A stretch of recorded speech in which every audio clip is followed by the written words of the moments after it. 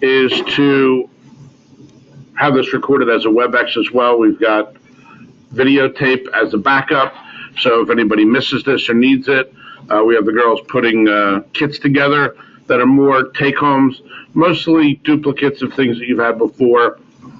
But I get a lot of requests for a lot of things that I've given out before. So 2 reminders. One is, obviously, if we give it to you, it means we want you to look at it, take the time in your spare time. We're all busy. Take a look at it and learn from it. But we'll have backup copies. Obviously, we know that repetition is the key to learning. So we've got a lot to cover today. Again, from our purpose, that these are train the trainer meetings. So we're not reaching down to the end producer at this point. We're trying to teach you guys so that you can learn, so that you can teach folks that are downline from you and help to spread the word. This is our 3rd session. We're going to be doing another session in 2 weeks, and you'll see that coming up. I want to welcome today, we have 2 guests that are going to be doing the bulk of the presentation today. First, Mark Olson. He's Senior Vice President and Regional Director for InvestNet. Mark's up in the front here. And Jordan, your last name is Salamone? Yep. Okay, Jordan Salamone. She's a field training corporate trainer for InvestNet, so she's going to be better than all of us at all this. So we're going to get right from the horse's mouth some great training on the how-tos.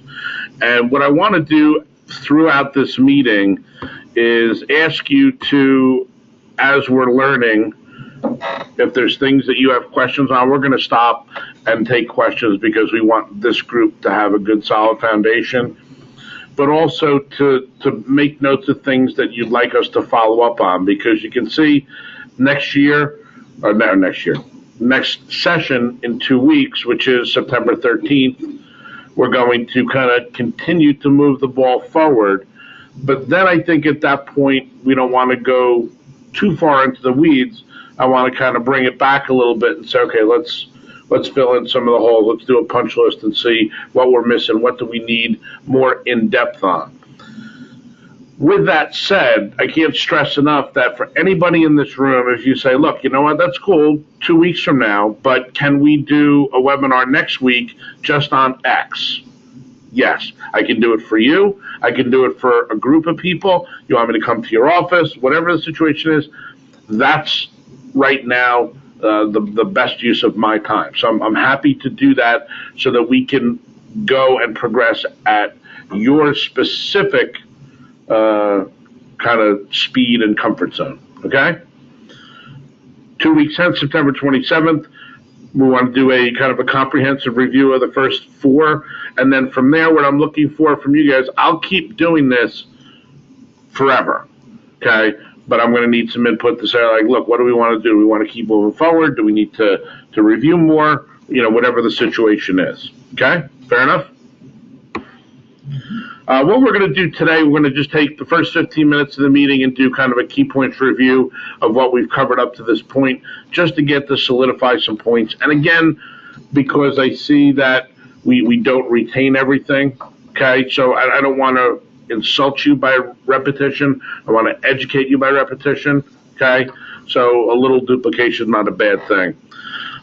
First and foremost, again, I can't stress enough that in the kits that you will have repeats of what we've handed out in the past, the pre-recorded training that's available through InvestNet, okay? Both the on-demand, click on the subject matter that you want, get a video, learn how to do it. In addition to that, actual live training sessions that are recorded and prepared on a monthly basis. So there's a calendar. Now in your kit, you'll have the September calendar of what training is available. It's something that you can do. You can have it on at your office. There are various different times. And again, you can pull it on demand. Jesus.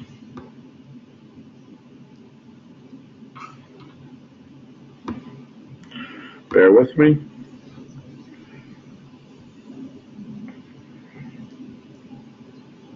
All right, well, we're not we're not gonna fumble with more technology at this point.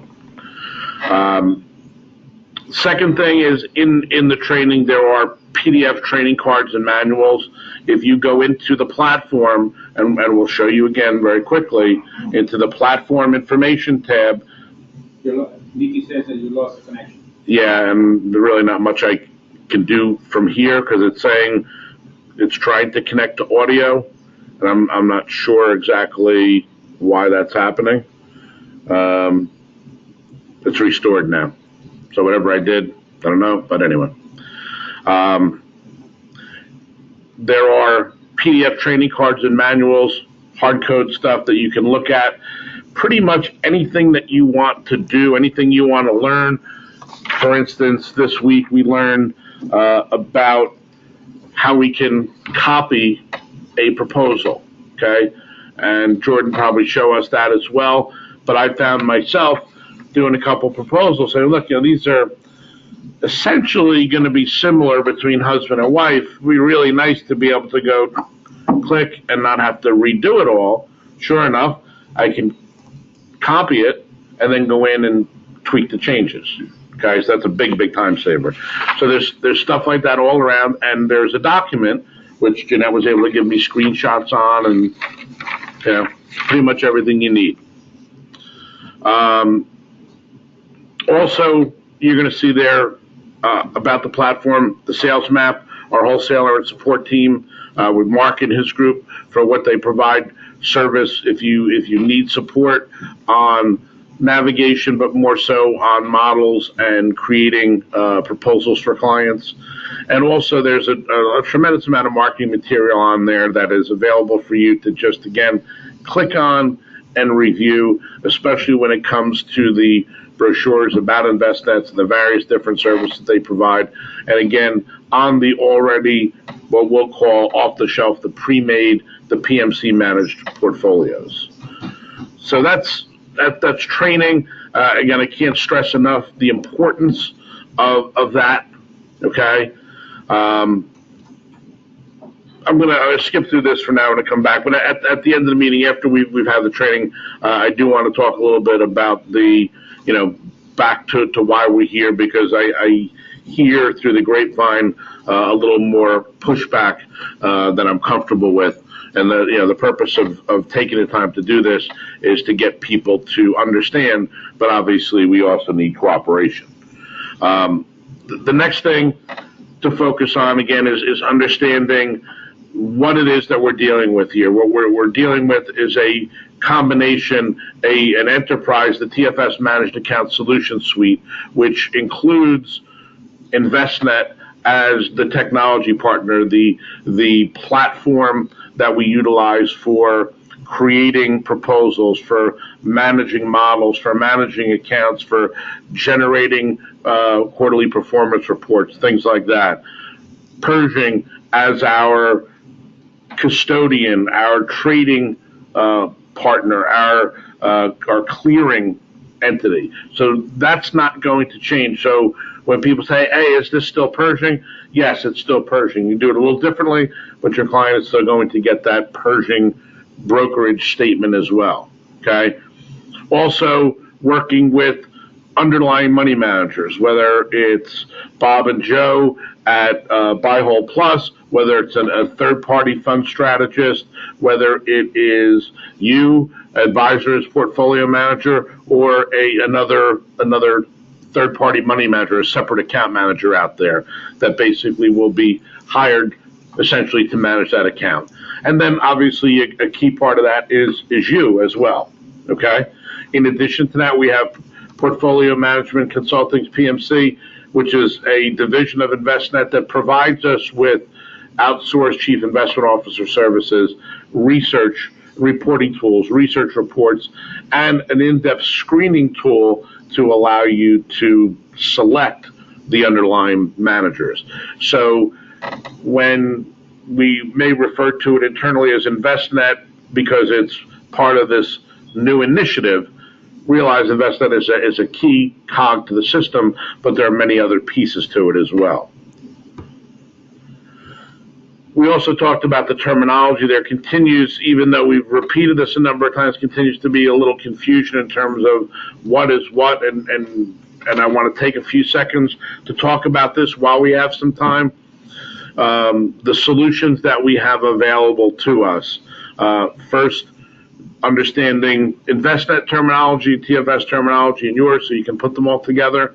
The proprietary home office model, PHOM, is InvestNet talk for the TFS buy, hold, plus 5 risk-based asset allocation models that we maintain with an outstanding 10-year track record that we suggest that for those of you that are novices to the managed account business and are looking for simplicity, looking for a quality product and a great experience for your clients, you need to look no further, okay?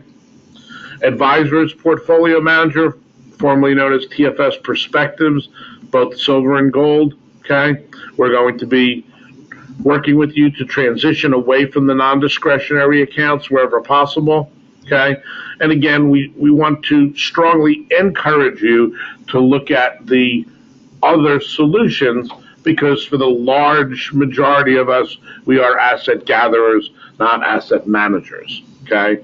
We see the use of the APM or perspectives as a component, a sleeve for either maybe special funds that you're used to dealing with. You feel that you do have an affinity. You consider yourself to be a money manager. That's great. Or, special short, intermediate term sleeves that you put in there.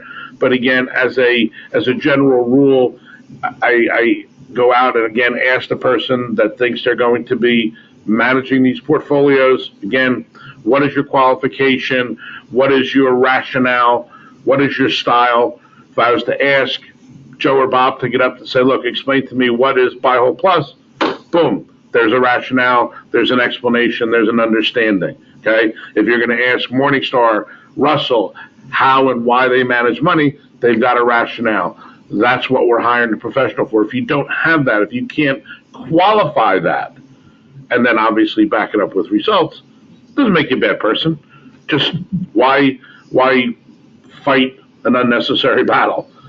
Switch and let somebody do the work for you, okay? FSP is fund strategist portfolios, okay? What separates a fund strategist from a separately managed account, very simply, is a separately managed account, okay, is a great tool where we're going to be hiring a manager to manage a specific portfolio of individual securities, mostly stocks and bonds, some alternatives, and a limited number of ETFs. And that's going to be a portfolio that is going to differ from one client to the next based upon their risk tolerance and their time horizon, okay? The benefit of the SMA, obviously, is tax friendliness because you're holding underlying securities, not individual mutual funds, so you don't have the phantom tax issue with mutual funds. And obviously, this is what appeals to the higher end investor. Fund strategist portfolios are going to be differentiated because they're going to be more mutual fund and ETF wrap style, more tied to a risk tolerance and a model. So we're going to have a conservative, a moderately aggressive, similar in concept to buy, hold, plus as a fund strategist, okay?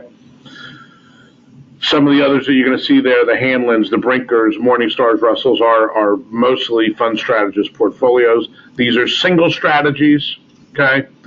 And my recommendation to you, and Jordan we've repeated this a couple times, but Jordan will show you where it is when we get into the navigation.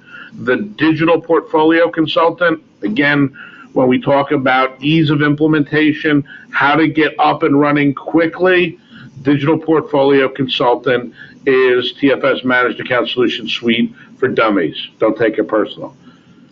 Click the link, answer the questions, let it filter down and tell you, say, okay, here's what's left according to your client's criteria. It's telling you, hey, here's 2 or 3 choices that you can use. That is a single strategy solution, okay? Meaning all of these as standalone. If I want to be Buy Whole Plus, I can buy it as a standalone. If I want to be Perspectives, I can buy it as a standalone. If I want to be a fund strategist, I can buy it as a standalone. And an SMA, that's a standalone. There are what we call multi-strategy solutions. That is the UMA, the Unified Managed Account. That's anytime we take more than one, okay? So each individual standalone, if I want to take one from column A, one from column B, one from column C, one from column D, UMA. If I want to take two SMAs, two FSPs, two Buy Whole Pluses, more than one of anything, UMA. It's simple. Which gives rise to the question, why wouldn't I do UMA all the time? Okay? There's probably a good reason out there, but especially if you see an evolving relationship with your client, it's not a bad idea. It's not, again, there is no conspiracy here. This is not some wild cash grab from TFS, and we certainly don't make any more money you selling UMA over anything else. In certain cases, it's less, okay? Something I believe strongly in, and I think it gives you the flexibility of saying, oh, wow, you know what? My client came into another $50,000. Wouldn't it be nice to add a Buy Whole Plus model to this? Or, wow, that Morningstar is really cool, or whatever. Simple with the UMA. If you go purely FSP or something else, then you got to add to it. It gets complicated from there. The multi-manager accounts are solutions, and Mark can speak to this a little bit better, but for higher end portfolios, again, these are PMC managed, so you don't need to think, you don't need to create, you don't need to be a manager, pick them off the shelf, but these are high end UMA portfolios that are offered in different tiers based upon the size of the account to keep pricing very, very competitive, and these are high end unified managed accounts, picking the best in breed of SMAs or fund strategist portfolios, depending on the client's size of the account, and picking from their research. So it really is a best in breed for each asset class. Okay, so again, we strongly recommend that you take a look at that. Again, this is just a little bit of a visual on the various different offerings. You've seen that before. We're not going to dwell too much on that. We talked about what solution fits best. Again, coming to terms with asset manager versus asset gatherer being the biggest one. And again, your level of experience, expertise, and desire. There may be a few of you out here that say, you know what, I can do this. I can take the motor out of my car. Kevin can do any million different things. You're ripping up a driveway the other day, digging holes, driving, earth moving equipment, running multiple businesses. What's the highest and best use of your time? If it's fun and you enjoy it and it helps you make money, by all means, we've got enough tools here that you can drive yourself crazy.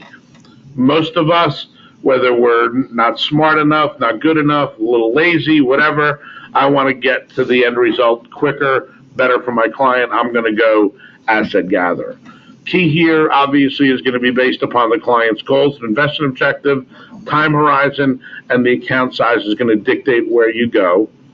And the other thing, too, which we've talked about before, but I need to stress, this is not necessarily a always got to go fee-based, okay? Your client's 529 plan for $300 a month, it's going to be a commission-based product. You got a $5,000 account, a $13,000 account, a $21,000 account.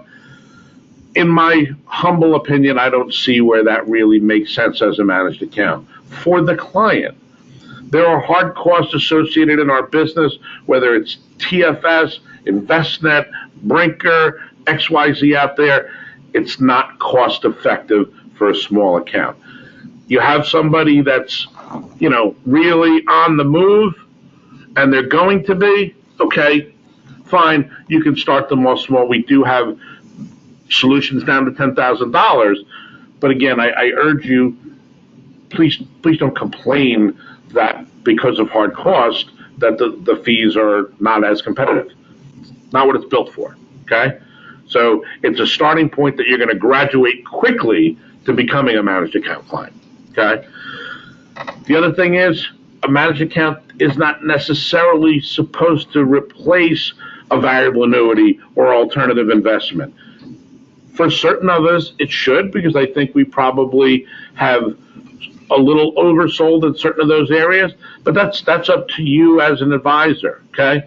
This is an opportunity that if our industry does go to a pure level comp and we make the same thing no matter what the product, I think you'll see we'll probably sell a few less variable annuities and a few less alternatives. Okay, we're going to do the absolute best thing for the client. That's what the fiduciary standard is aimed at, and I think that's a good thing. Okay, but we're not saying that's bad. This is good, but knowing that you have the flexibility here and the flexibility in time where those annuities and alternatives can be introduced to this. That's kind of sophomore year.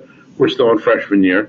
All right, but come to terms with that. Again, it doesn't have to be always black and white. Okay? Any questions on that? Anything we've covered up to this point? Kit should be coming down shortly. We talked about this a little bit the last time. This is our managed account best practice guide. And basically what this is, you're going to see this sheet available to you. And I don't want to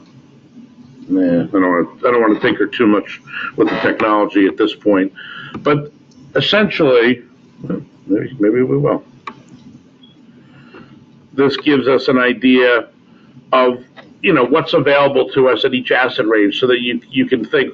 Again, it's not black and white, but it's a best practice guide. 0 to 10,000, put that money in your A and C share mutual fund.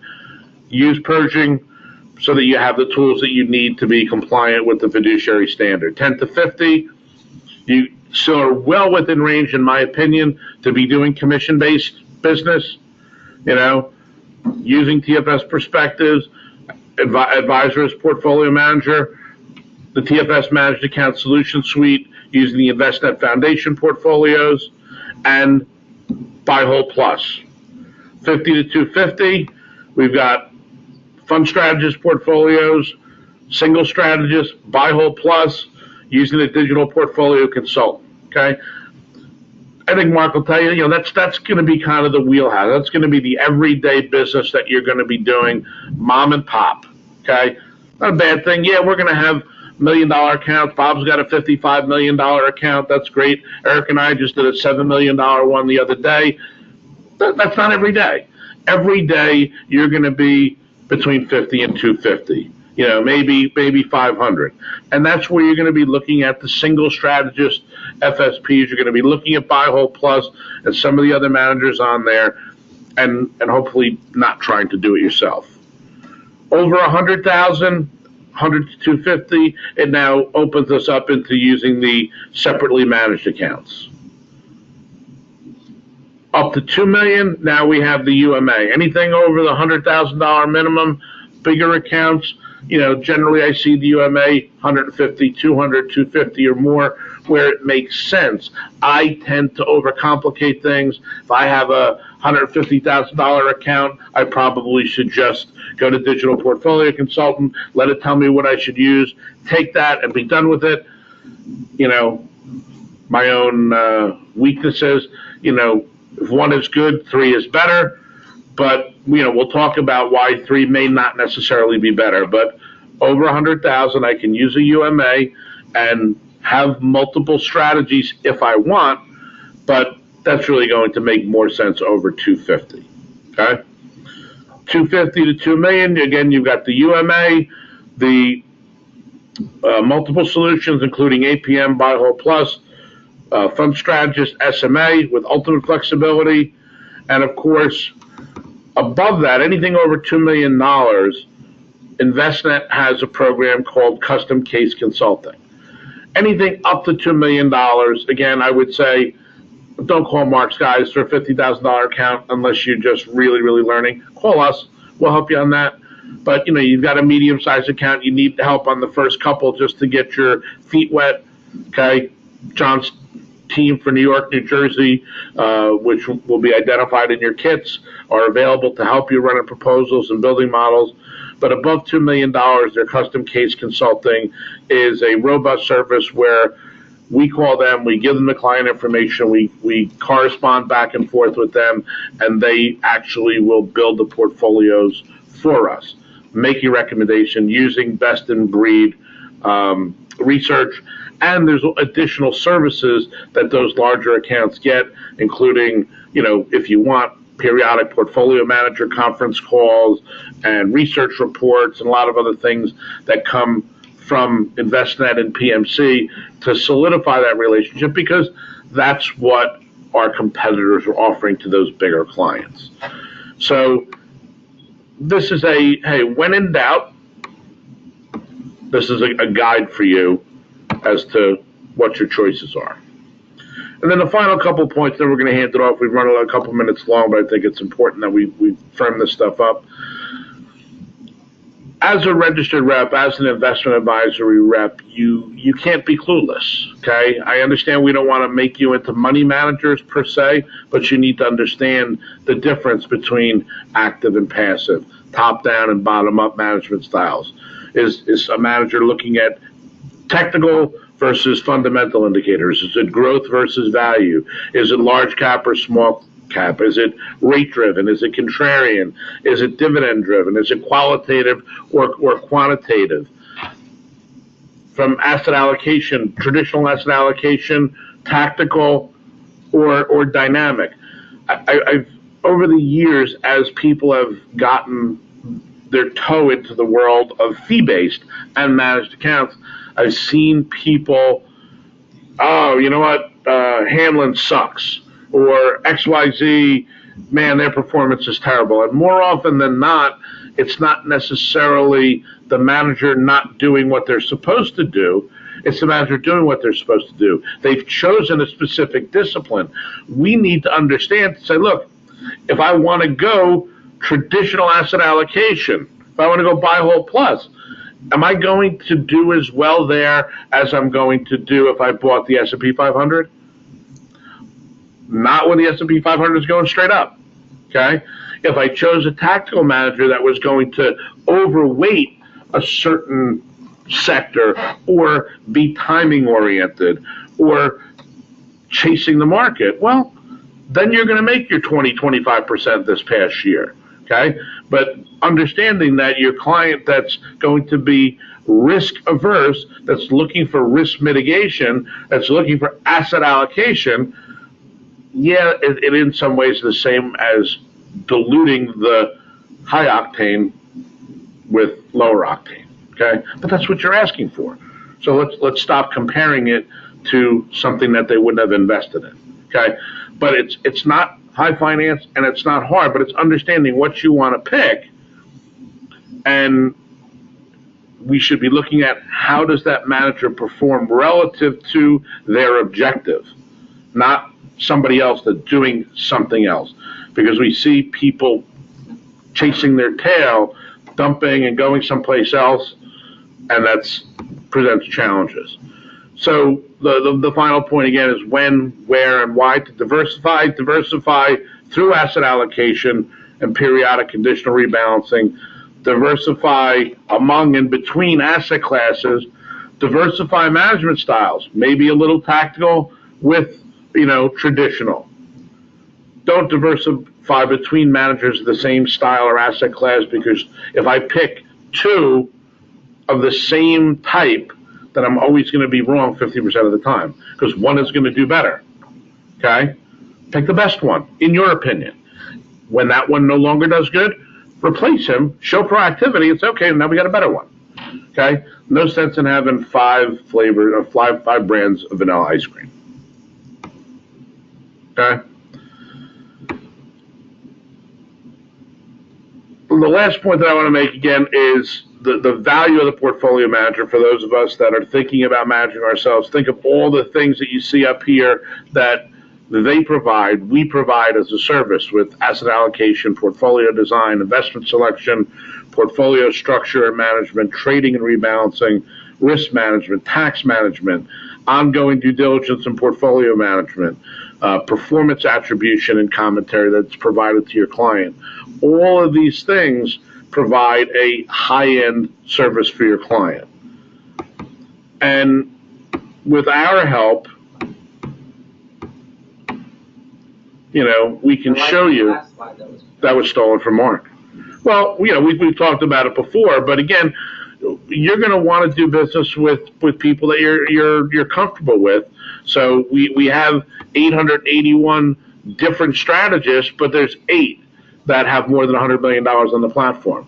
Okay, and we hope to be the 9th shortly. Okay, so the other 75 may be great if you need to get off into the weeds someplace, but to get out of square one, why don't you just focus on the 8? Okay, and you're going to look at them based upon brand recognition, cost, marketing support. Are they going to come out and talk to you? Are they going to help you? I know talking to John and Joe, what about wholesalers? Well, you know what? They have wholesalers. They'll come out and they'll teach you about their products, help you to understand where they fit and position them. But some don't. And that's, where you ultimately balance. Is it purely a matter of cost, or is it again that three-legged stool relationship? We sell competitive products that are good for the client, that are good for the firm, they're good for you, they pay well. But we always used to say it in the life insurance business: if you're going to be the firm that has the cheapest term and it's 20% lower than everybody else, well, chances are the commissions aren't going to be as high. And try to get a case issued. Try to get service done. We look to try to find that balance, and that's what you have the ability to do and draw your own judgments. But when you look at some of those brand names, Russell, Morningstar, Vanguard, Wilshire, BlackRock, J.P. Morgan, PMC, American, Franklin Templeton, those are easy names to make you and your clients feel comfortable. Okay. We have Buy Hold Plus down there. We expect us to be the next one over $100 million on the platform, and we demonstrated at the last meeting how favorably we stack up in comparison. Look at where we stand when you do the research as compared to some of the other funds. Some that you should look at: DoubleLine, DFA, ClearBridge, Horizon, Dorsey Wright, Clark, Lazard, Braver, Breckenridge, Denver. A lot of great names out there that you'd be surprised that your clients have seen. And these are the ones that you want to look at on the SMA side. We're going to talk a little bit more about research when we get Jordan up here and on board, but there's a lot of great information, both as part of your proposal that you can pull from in research. Anytime that there is a research coverage on a particular manager or strategist, got really nice high-end reporting that's available to help you to understand, help you to sell your client, and strengthen that relationship. This is not something that they're accustomed to getting out there. So we can come back and we can talk about this stuff. I'm going to have Jordan come up now, and she's going to start talking about or covering through some of the training. We're going to today talk about research and the research tools that they have, more on building models, and also on actual proposal generation, and then we'll go from there. Good? Well, while Jordan's coming up, any questions? Yeah, can I jump in and give 2 minutes? Please. While Jordan's getting set up. Mark Olson from InvestNet. So I appreciate what you said, Tom. That was a very good setup. I'll hit you on a couple that we've been talking about at InvestNet as we deal with dozens and dozens of broker-dealers in our territory, New York and New Jersey. I'm a wholesaler just covering New York and New Jersey. No-name firms, big firms, small firms. The deal there's over 6,000 advisors connected to InvestNet in New York and New Jersey. There's 4,500 that do business with us. There's 500 that do a lot of business with us. So we see some things at InvestNet. We see some trends. And the one that we're seeing right now is there's a big struggle in the industry for the determining what is the value of the advisor.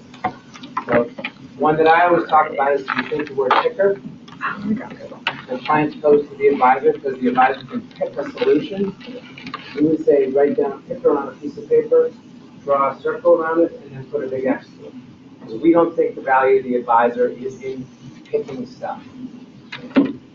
We'll use 3 terms that we've stolen from different of our suppliers, including stuff from BlackRock. We feel the value of the advisor. So you just write down picker and draw a circle around it and then put an X to it. Here's 3 terms that I think you should steal and use. One is a planner. Financial advisor is a planner. Now you can use an e-money plan or a NAVA plan. You can use BlackRock iRetire as a plan. And you can also use a yellow pad and a pencil. That's a plan. But the value of the advisor is helping the client with planning. Planning has a myriad of ranges to it. The second one is a journey manager. Financial advisor today and in the future is going to be a journey manager. You're managing the client's journey. There's a lot going on in the journey. And the last value prop for the financial advisor today and going forward is your course corrector. So this whole illusion that somebody can come into an advisor can pick a solution that's going to be right for 20 years. That's an illusion. Those days, that's over. And I think the investing public has figured that out.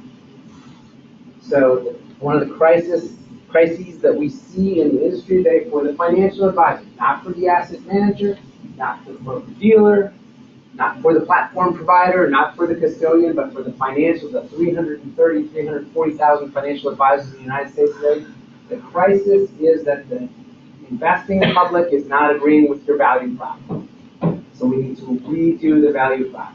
And if the value prop is that you're a picker, you're at risk. Because think for a second about what just happened with Whole Foods and Amazon. Right? Think about the value of market capitalization lost within 10 minutes when they announced that. What was it? How many weeks ago was it? 4? Right? So Kroger went down in an instant. Who else went down in an instant when Amazon said they were going to buy Whole Foods? Kroger went down. Costco went down. Target went down. A couple other small, Super Value went down. And then 48 hours ago, what happened? Right? Has anyone been to the Amazon in Manhattan? Have you been to the Amazon store? Crazy. I went in with my son a couple weeks ago. Have you been in? No. I went in. Went to buy a book for my son. Do you have an Amazon Prime account? Yes, I do. Do you know the number? No. My wife has it. What's the email? Type in the email. Oh, yeah, here's your Prime number. 17% discount on the book. So 48 hours ago, what happened? Get that at Whole Foods sale. What? You can get a Prime discount at Whole Foods. At Whole Foods, it got announced Monday morning. What happened to Kroger on Monday morning?